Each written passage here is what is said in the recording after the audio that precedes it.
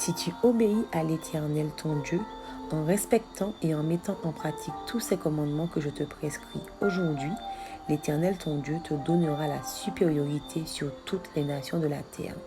Vous suivrez entièrement la voie que l'Éternel votre Dieu vous a prescrite afin de vivre et d'être heureux, de vivre longtemps dans le pays dont vous aurez la possession.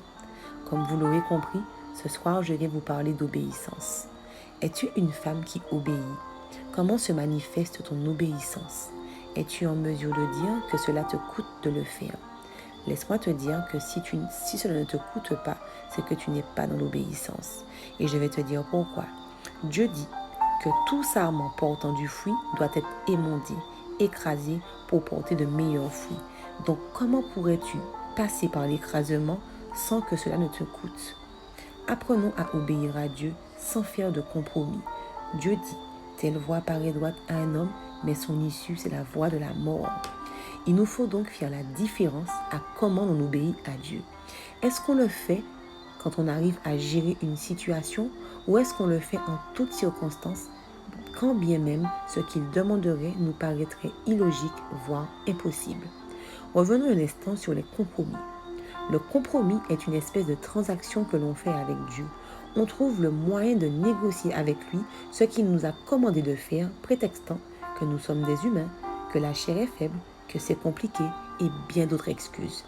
Le Seigneur nous dit dans sa parole que Jésus, en venant, a souffert au même titre que nous, voire plus, puisqu'il a donné sa vie.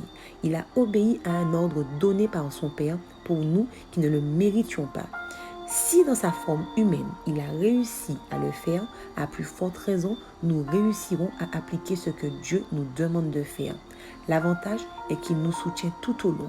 Nous n'avons donc aucune excuse légitime ou plausible. Autre question. Obéissez-vous à vos raisonnements ou à la parole de Dieu? Il vous faut savoir clairement où vous vous positionnez. Votre vie, votre salut, votre paix, votre bonheur et votre avenir en dépend. Le réalisez-vous?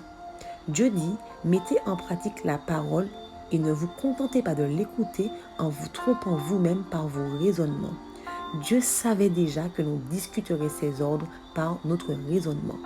Je ne suis pas venu te dire ce que tu as à faire. Je ne suis pas venu pour te convaincre ni pour te juger. Je suis venu pour te dire ce que dit la parole, donc Dieu. Où veux-tu te situer? Veux-tu continuer à faire des compromis ou veux-tu commencer à te soumettre à Dieu et à faire ce qu'il te demande de faire, ayant l'assurance que s'il te demande ces choses, c'est qu'il a prévu pour toi le moyen que tu puisses y arriver?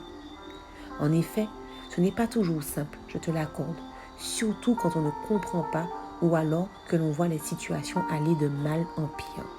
Laisse-moi te dire que c'est normal. Cela te permet d'une part de dépendre de Dieu, ne connaissant pas l'issue de l'ordre donné. Cela te permet également de grandir en stature et en foi. Et pour finir, cela te permet d'expérimenter sa toute-puissance. Ne te décourage pas, persévère, sois déterminé. L'obéissance t'ouvrira des portes insoupçonnées car tu seras qualifié. Il est temps, je le crois, de choisir la bonne part. Il est temps pour toi de vivre le miraculeux. Tu ne sais pas de quoi est fait demain. La vie est un don qui peut nous être enlevé à tout moment. Honore ce cadeau précieux qu'est la vie en décidant d'obéir à Dieu. Qu'en dis-tu?